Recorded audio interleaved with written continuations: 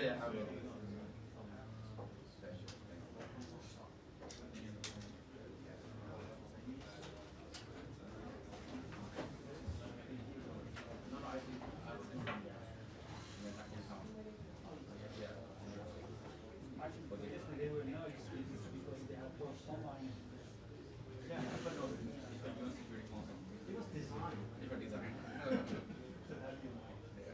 How about the in-person meeting yesterday?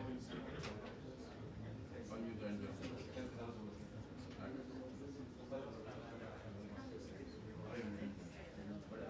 I'm glad that we are not one.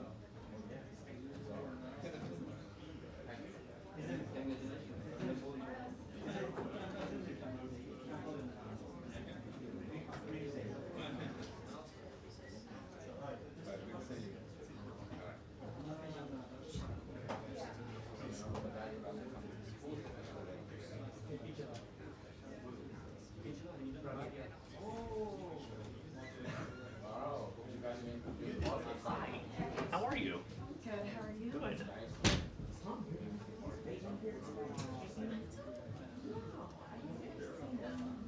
I'm not sure.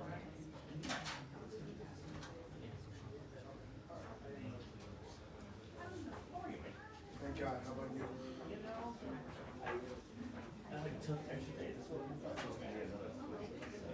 It's never enough. No, it's exhausting. Especially in this line of work, huh? No, there's no pillow. I'm sure you were checking texts and emails and yeah. It's like I just needed to go. But the Wi-Fi started working. Yes, Yeah. thank you. They upgraded everything over the weekend, and when they say upgrade, I'm always like, how is this gonna over on Monday? So Yes, thank you for helping that. I'm glad it worked out. Yeah. There might be if you submit a new thing, a new request, and add my email address as the sponsor, I can redo it. They upgraded the system over the weekend, that's why I think it's you have my email, right? Yeah.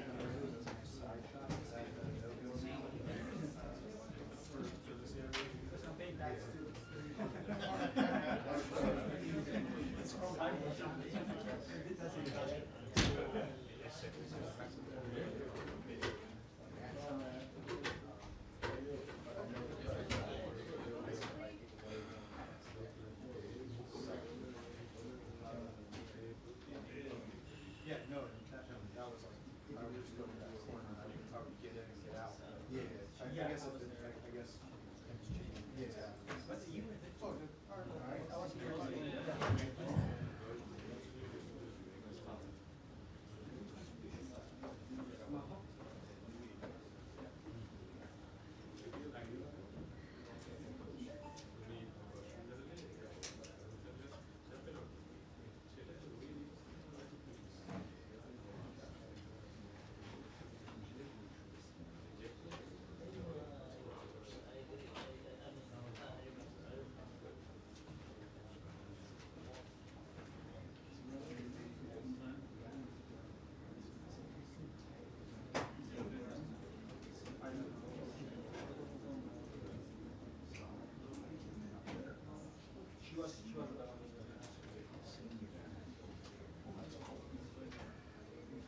Oh, you can, oh, yeah.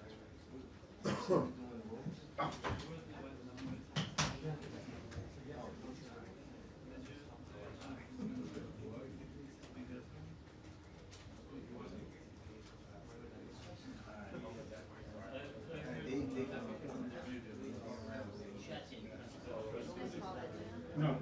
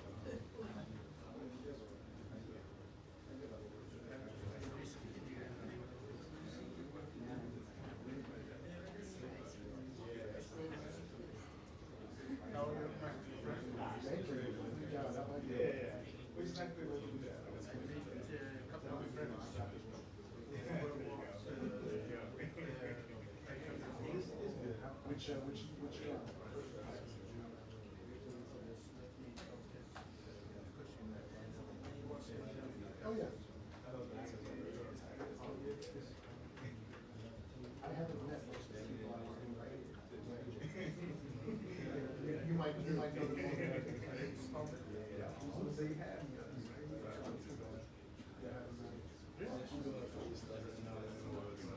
I'm so separated from the office.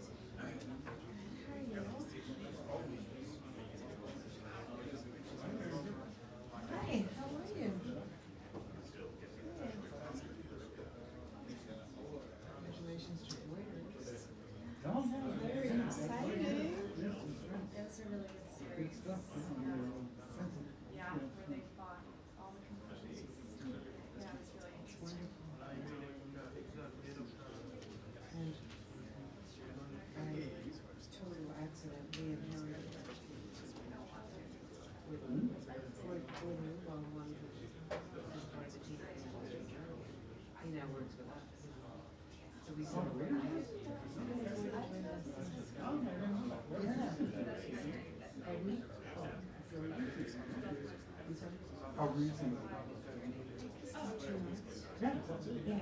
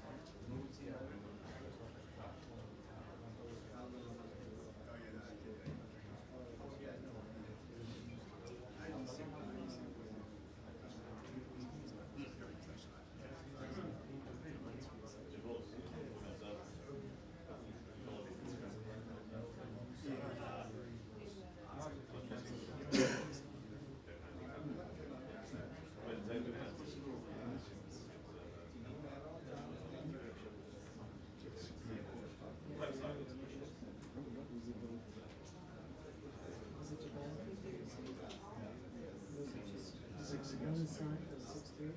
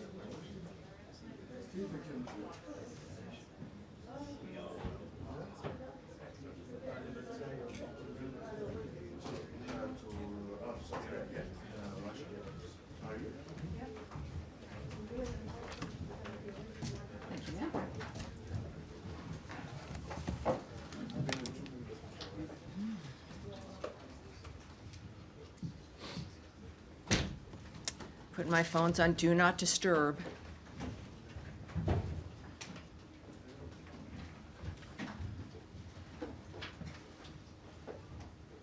Cool.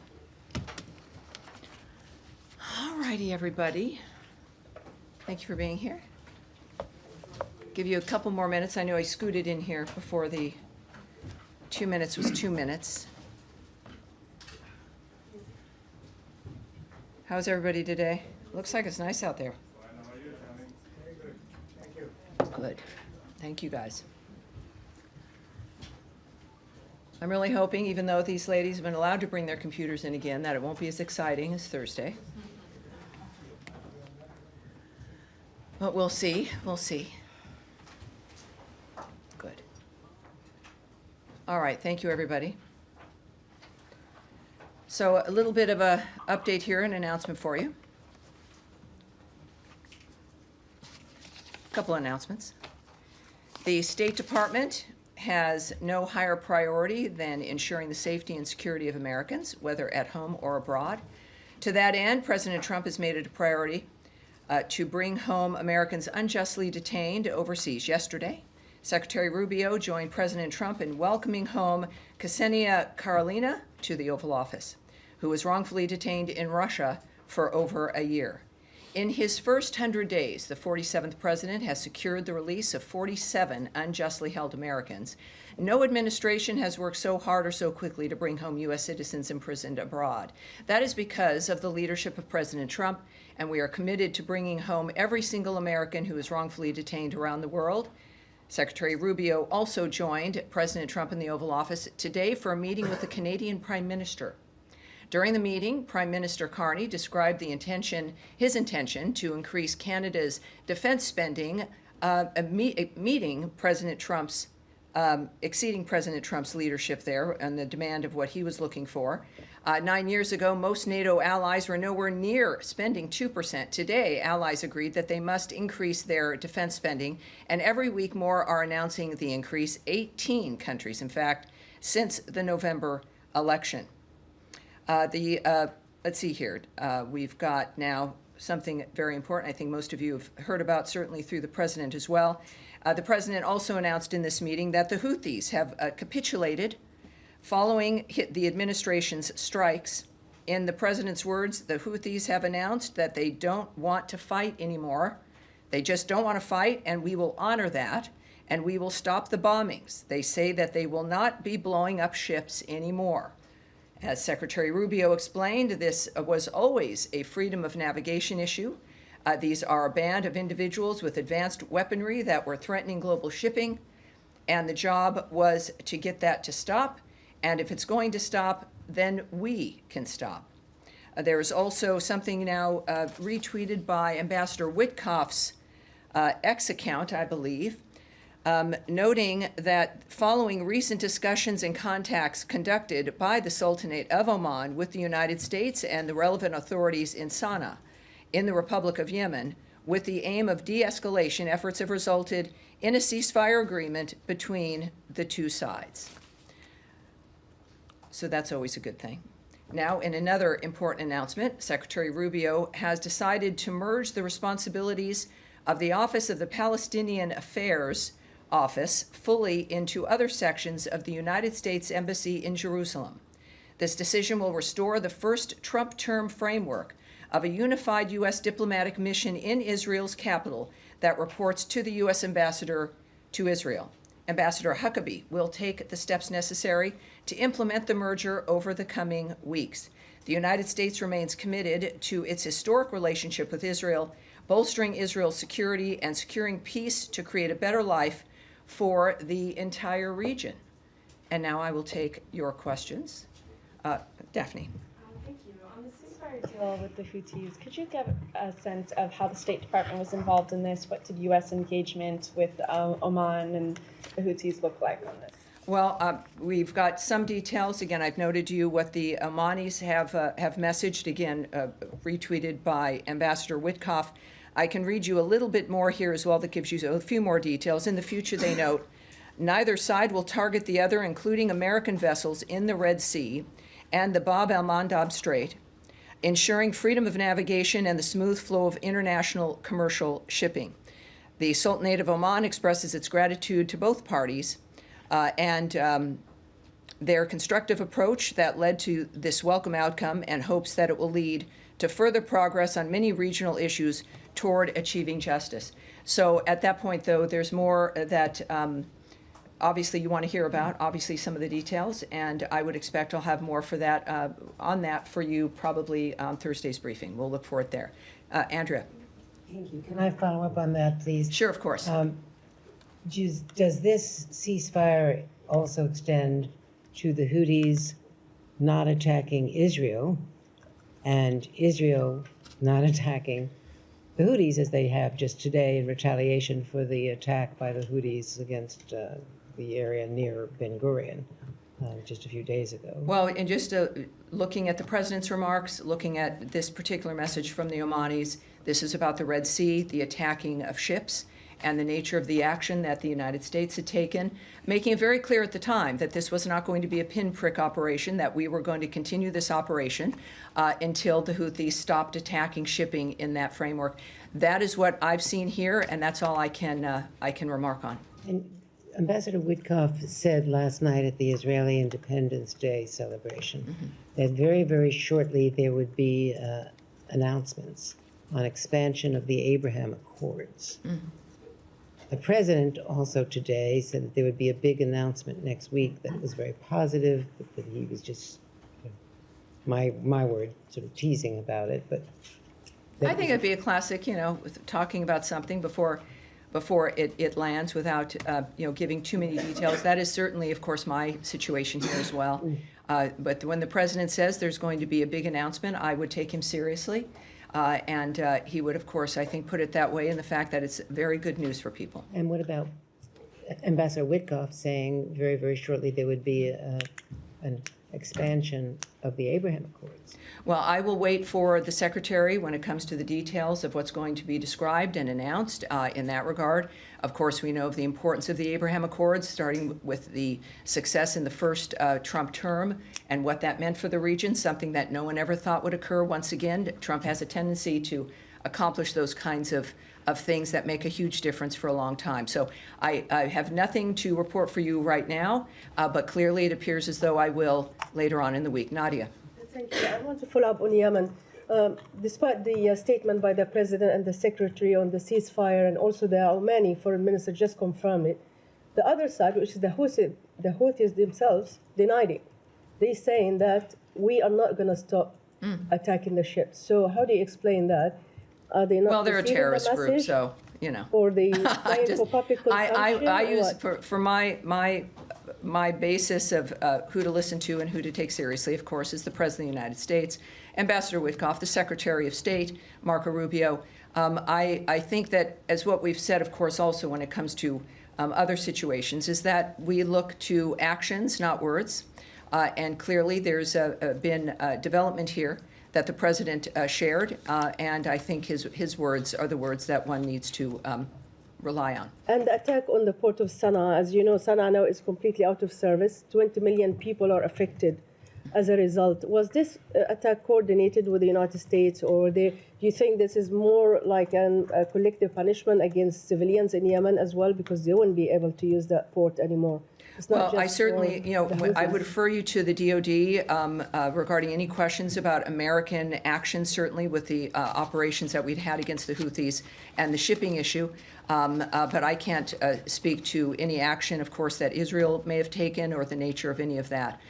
But in regard to the rest of this, President Trump categorized this as some very good news.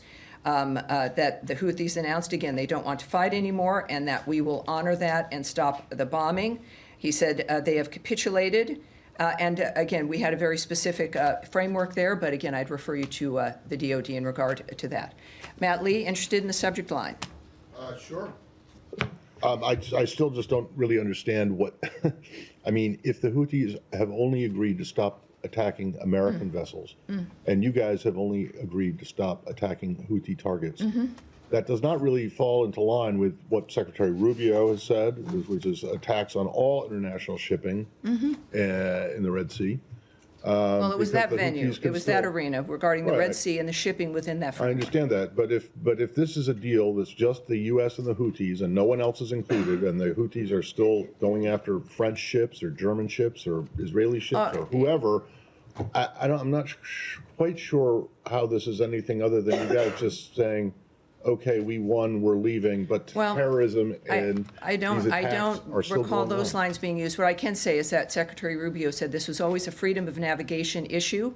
And of course, our approach was the fact that they had struck ships hundreds of times, including Right. our ships, in that area. And this is one of the cases where we, again, a very transparent administration, a president who is speaking and will speak on what's happening, what he's planning, what we hope for, what he has heard. And I would take him at his word in that regard. Of course, Secretary Rubio was in the Oval Office at this point. I would encourage all of us, and I'm looking forward to it too, to getting more details and the nature of how it manifested. That always, of course, interests us. We have a sense here with what Ambassador Witkoff tweeted, that Oman, of course, was involved, and that there's an understanding that this is moving forward. So we will no doubt have more information, and I think we'll have our answers when we Okay, do. and then, Yes, ma'am. wait, Yeah, hold on, right. Tammy, when this moves away from the Middle East, can you just, remember I asked you if there was a reaction to the German chancellor election? So when we get to Europe or Yeah, whatever, yeah. can you? Matt. Thank you. Thanks. Jillian. Off topic, if I may, because I've got to Of course, I leave understand, in a moment. sure. Question on China. There's going to be a vote in the House tomorrow where members are going to have to kind of decide if they want to support Republican efforts to sort of push back against Chinese Communist Party influence in U.S. academia.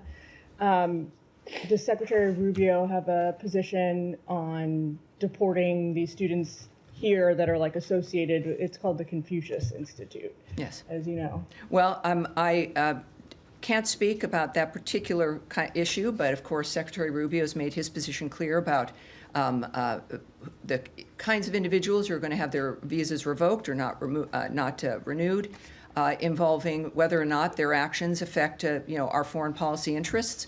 Or are the opposite of what it is they said that they would be doing here if they engage in certain kind of behavior. So, but what we will do is see how the Secretary feels about this. And I do expect to talk with him a little bit later. But so we'll take that back and get it back to you because I know you're going to be reporting on that. But we'll do that. Also, one Yes. more, if I may. Can you tell us? There's plenty of criticism, as I'm sure you're aware of, out there. Folks who say the the new dual-hatted role for the secretary is problematic. Can you tell us how he feels about being appointed National Security Advisor? Well, what I can tell you is that this is a man who accepted a job because he knew he could do it. He is here, has had tremendous success as Secretary of State. He also knows what's required there. He's in the White House a great deal. He has an excellent relationship with the president. And if the president's going to ask him to do something, the president feels also that he would be obviously a good fit, or he wouldn't have asked him to do it in an interim basis. I have found, and I can just speak to my own experience with him, that Secretary Rubio is very focused. He enjoys being here. He likes his work. I think, and most of the time, he loves his work. This is a man who's committed to wanting to make a difference in the world, and we're in a remarkable time where someone with his family background and experience, as with President Trump's, as with mine, as with many of you, maybe sometimes find ourselves surprised to be in this building and working and doing this kind of job. I find Secretary Rubio to hold that honesty about the reality of our situations really close to his heart, and I see that in his work and how he responds to people and what his goals are. So I think it's fair to say that he enjoys what he's doing, that he's grateful for the opportunities, and he's going to be, with everyone talking about, the last person who held this was Kissinger. I think what we're looking at is a new age in the 21st century, and Marco Rubio is going to, I think, have a tremendous impact. Yes. Going back to the Middle East, on this deal with the Houthis, were the Israelis informed prior to the president's announcements in the Oval Office that this understanding had been reached between the U.S. and the Houthis? I can't speak to that at this point. Okay. And then on this foundation that was teased this weekend about delivering aid to Gaza, the UN and aid community have unanimously rejected this. They say that it goes against the humanitarian principles of objectivity. Is the U.S. going to take that criticism into account as it tries to move forward on this, or is it a done deal and we should expect? Well, first of all, I'm not going to get ahead of what will be a very important announcement for those who know, speaking about the issue of getting aid into Gaza. That information will, I think, be forthcoming, certainly in a few days. So I'm not going to get ahead of the nature of what complaints might be or who is unhappy, but I have a feeling that I'll have plenty to say, as will many others, when this is formally announced. And it will be very, very good news, so we're looking forward to that. Yes, sir. I have two questions, if you don't mind. My first, just on the announcement you made about the Palestinian Affairs Office of merging it into other sections of the embassy. Can you just please explain what's the mindset behind that?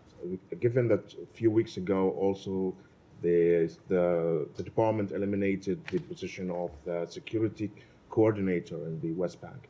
So is it part of minimizing contact with Palestinian Authority, Palestinian people, or restructuring? Well, this was something actually that had been established in Trump's first term. So this is not a new decision. It's not a new idea. It, in fact, restores his first-term framework of a unified U.S. diplomatic mission in Israel's capital that reports to the ambassador to Israel. So this is something that was reversed by the previous administration that had already been established. Ambassador Huckabee, of course, is in charge, will be taking steps to do this. But it also is not a reflection on any outreach or commitment to outreach to the people of the West Bank or to Gaza. It really is actually very similar to what's happening here with the bureaus, with our reorganization. It is making sure that the issues that are important are all working together, right, are not segmented out, so that the interests of the embassy, very, very much like the interests of our foreign aid and other actions, can work together in the Bureau as one entity. And that was the intention of that. And again, it was established in the first term. And now this is just being restored effectively to reflect the president's vision. My second question is, today the Egyptians, some sources in Egypt said that they received a U.S. proposal for a ceasefire in Gaza. This happened a few minutes before the president himself announced that there will be good news. Can you confirm that you've delivered to the mediators any No, I plan, can't. Yeah, I can't speak to what sources might say or to speculate or what might or might not still be negotiated. What I do like is the fact that there are a few things that might be the big good news coming up. Now, won't that be nice? So this is something that, what is this? So it's Tuesday, so we have a few days left to go. But but there is good news. I think just like today with the news of the Houthis, that there's good news and that the work can reap dividends, as we've seen in the past with President Trump's intentions in his work. So I'm sorry, I can't answer that specifically. Yes, sir. Thank you very much. On March 8th, you ended the waiver that allowed Iraq to import electricity from Iran, but Iran continues to import electricity to Iraq. What is your comment on this? Well, as part of the maximum pressure campaign, the waiver for, you're right, for Iraq to import Iranian electricity was not renewed last month, March of 2025. The government of Iraq is taking steps to secure alternate sources of electricity, including through expanding gas capture and increasing imports from other neighboring countries. Some of these efforts are directly benefiting U.S. companies, including the recent signing of memorandums of understanding with UGT Renewables and GE Vernova. And of course, we continue to support all of all of the Iraqis' efforts to end their energy reliance on Iran. All right, yes, sir. Yes, hi, thanks, Tammy. U.S. Special Envoy for Africa, Massad Boulos, said yesterday on X that the DRC and Rwanda had submitted draft proposals ahead of a peace plan. And parallel to that, the Rwanda's foreign minister today actually told AFP that they had agreed and set out on a calendar and that there would be a meeting of the foreign ministers end of May or mid-May in Washington, and then a final, hopefully, peace agreement in June in Washington. Can you confirm any of those? Well, calendar? what I can confirm is this. Of course, the important historic meeting that Secretary Rubio established that happened on April 25th with the foreign ministers of the DRC and Rwanda occurred, of course, and at this meeting, both sides committed to reaching a resolution. This is a decades-old conflict, and they signed a declaration of principles. The date involved in that was May 2nd, which was a date for them to make additional outlines of what it was they were going to do to reach that principle and that goal of ending that conflict. So that was outlined in the Declaration of Principles. Both of them, in fact, by that date, submitted the inputs, their ideas for a draft peace agreement and a roadmap for peace. When we think about the remarkable establishment of this, some conflicts that are so old or not as looked at as much as others that are in the world, we are working on all of them, and this was a tremendous achievement. So both did meet that deadline. We welcome, of course, those details and recognize this is an important step toward fulfilling the commitments made in that Declaration of Principles. And we are going to build on the momentum and continue to work with African Union partners and both of the parties to get to an agreement that delivers a durable peace, economic prosperity, and stability in the region. Senior Advisor Boulos's meetings in Doha last week, in fact, were a further step toward that goal. And that's all I can report to you. But it's more good news. What do we know? Yes, sir. Thank you, Tammy. Moving to Ukraine, if I may. The president has been discussing Ukraine peace efforts with foreign leaders. We heard from the White House over the weekend about the call with Erdogan. We heard him saying it today with Canadian Prime Minister. Yes. The caveat that you cannot, walk us into the White House discussion. Let me ask you this.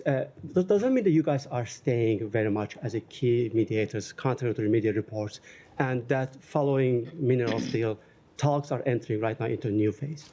Well, first I can tell you, of course, there were some erroneous reports, fake reports about the nature of where we stand. I made a number of comments in the midst of those reports debunking them. The fact is that Ukraine, of course, we've been its largest supporter. We remain its largest supporter. We remain within our posture of being mediators within this framework. But as I think I said to you last Tuesday, a week ago, was that we do recognize, and everyone has to, that both parties must come up with their proposals for an enduring peace, that we are looking for that progress. And that is because we have a time, in our minds, the president has noted that this can't go on forever, as has the secretary. And so the framework of if we were to withdraw as a mediator would come if we don't see progress from the parties.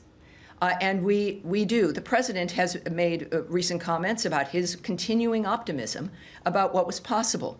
And of course, the secretary also has been traveling a great deal and continues to. But our commitment is not one that is fainting. It is not one that was brief. This is a commitment that, while styles might change on occasion or the nature of the strategies might change, but our commitment remains the same. And again, it is reliant on the parties showing us that progress is possible, that they're working for progress, that steps are being taken for progress. And then the president, who is in charge of how this proceeds, will make his determination. He's, of course, involved with all of the parties in this regard, along, of course, with Secretary of State Marco Rubio and, of course, the interim NSA. So we're sure about that. I appreciate you bringing it up because there's a lot of fake news. I think we've been extremely clear, and I appreciate the opportunity to be clear again about our commitment to Ukraine. Thanks so much for that. When you say both parties, I'm failing to understand why Ukraine is in this let's say group. Ukraine did everything you asked them for, to do. They signed a agreement. Yes, and I've enjoyed being at the summits, working with people, meeting my counterparts in Ukraine. Their commitment, obviously, they want this to stop, this carnage to stop. It's clear. But I'm not in every room and with every conversation. What I convey to you in my role is what the Secretary of State has said and what the President has noted, is that the parties must come together with concrete efforts and acknowledgments and ideas and strategies to end the conflict. So when that is something I convey to you, I'm not going to speak for the Ukrainians, certainly not for the Russians, but both parties, within the framework of the conversations that the negotiators and diplomats are having, must participate in that framework. Yes, ma'am. Thank you very much, Tammy. I have two questions. One on the U.S. diplomatic missions. Another one is China and Russia, if I may. Regarding the closure of U.S. diplomatic missions overseas, can you confirm that the United States is considering closing the diplomatic missions in 27 countries around the world, and will it also close its consulate in Busan, South Korea? And the second question, it has been reported that Chinese companies are producing missiles in Russia, and Russia's Kremlin announced that it would strengthen solidarity with China to celebrate the victory days. What are you concerned about China and Russia's military cooperating? Well, what I've said several times from this podium is that there are several nations that are responsible for helping move the carnage that is unfolding in Ukraine in this war. That many nations are responsible for the nature of how it continues. And I've stated that several times. The State Department has as well. And so I'm going to leave that there. Regarding our missions and our consulates, I have nothing to report for you at this point regarding the nature of what will be transpiring, but I will ask if we can take another look at perhaps if there are announcements or any updates on that particular dynamic. We'll get back to you, certainly. Thank you. Yes, sir. Glasses. Yesterday, there was a meeting of United Nations Security Council where all the permanent, non-permanent members were there, including U.S. That meeting was on the Pakistan-India tensions, and all the members were of the view that the only way to resolve Pak-India tensions is to resolve the Kashmir issue. And I'm sorry, to do what? The Kashmir issue should be resolved. The Kashmir issue, yes, Kashmir of course. should be resolved through UN Security Council resolutions, which were adopted and approved. Like many decades ago, U.S. also approved it. So just wondering if you want to say about something or any position. Well, there's, as we know, this is a dynamic, serious issue.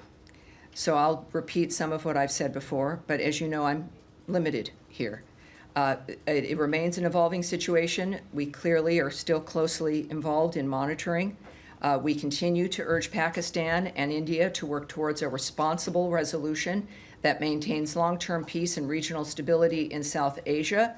We remain in touch with the governments of both countries at multiple levels. We are not watching from afar in that regard. We are engaged. We're aware of various reports that are happening in the midst of this very delicate situation. And of course, I think with not being involved, certainly in the phone calls, it's comfortable to have tremendous trust in the President and in the Secretary of State when it comes to how this is unfolding. So I think, all right, yes, sir. Yeah, thank you, we'll move on. Do you confirm that there's a meeting with Iranian this Sunday? This is the first. And the second one, is there any connection between the Houthi ceasefire and your diplomatic engagement with Iran? This is the Houthi dynamic and other things that are unfolding. We have news every day, fortunately, much good news.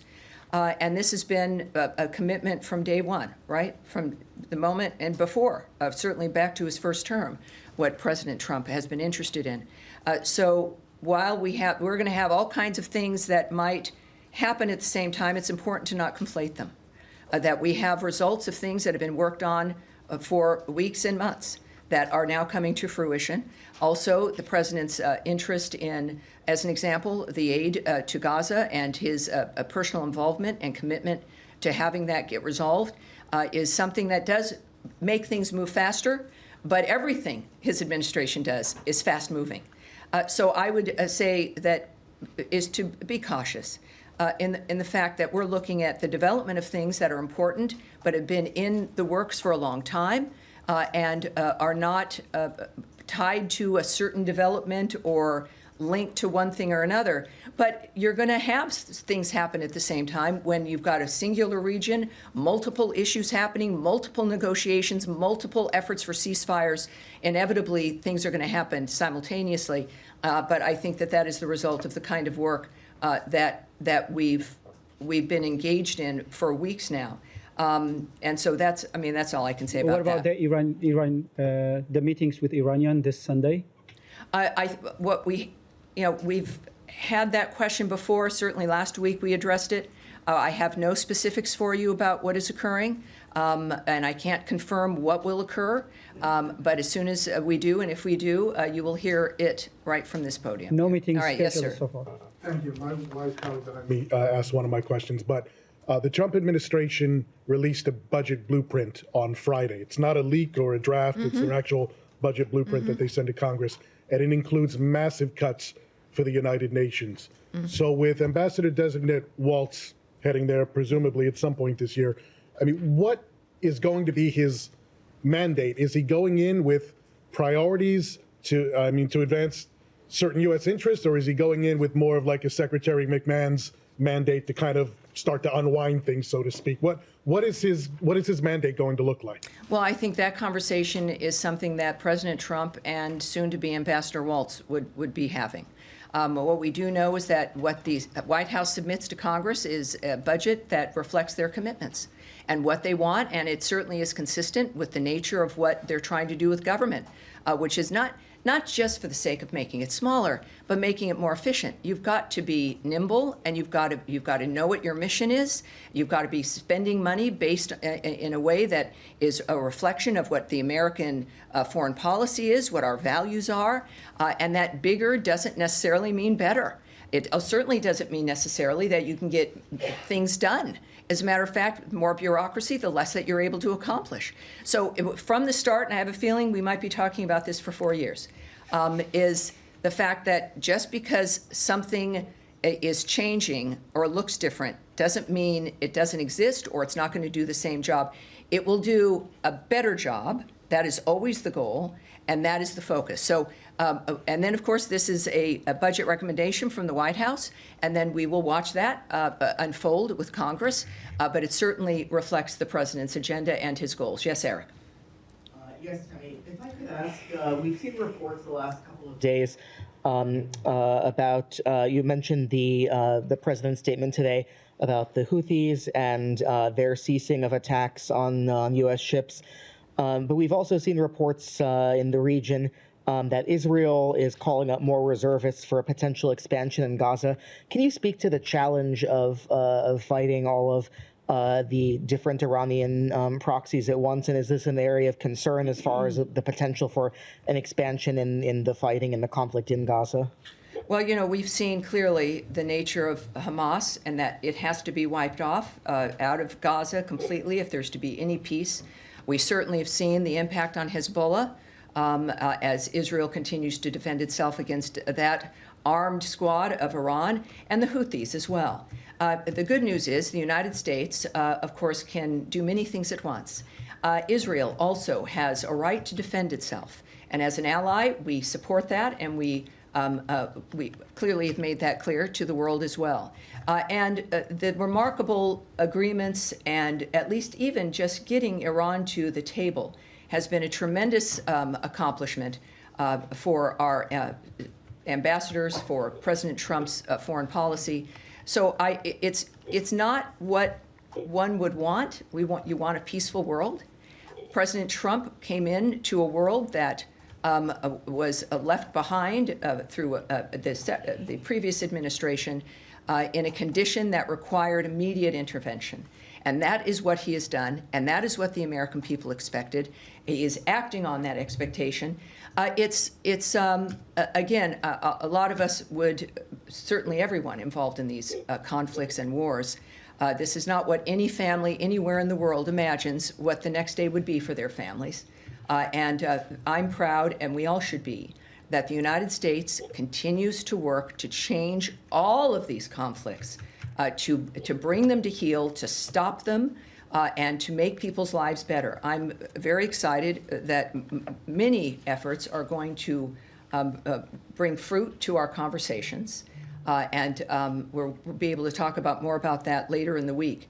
But no, I think that when it comes to Israel defending itself, us supporting Israel, and the nature of our commitment for peace in that region, Iran is certainly at that framework, and we have tremendous ambassadors like Steve Witkoff setting the table there about what needs to happen for the country, for the region, and for the world.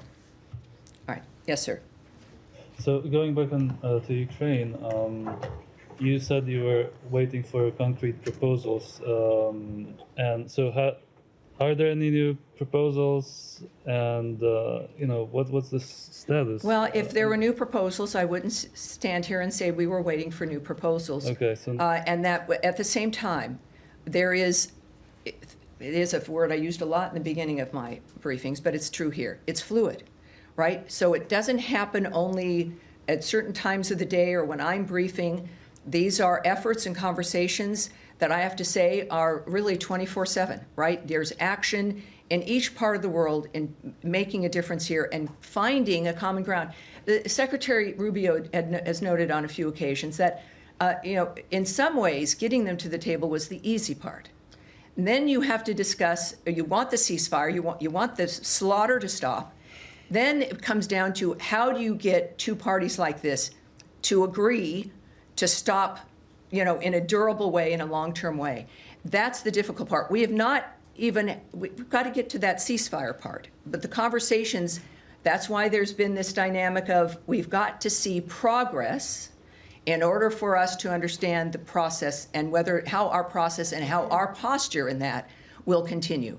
And that becomes the question. So let me ask you a more broad Because you question. asked me in a different way. No. All right, go, give it a shot. With regards to the negotiation, but also broader, do you still support the principle of territorial integrity and not changing? That's a much easier, much different question. By force. Obviously, I'm not. Now, if we were at a seminar somewhere at my alma mater at USC, I would love to have that conversation with you, but I won't here today. Matt, so you wanted me to follow up on the German elections, is that right? No. The election of the chancellor. Yeah.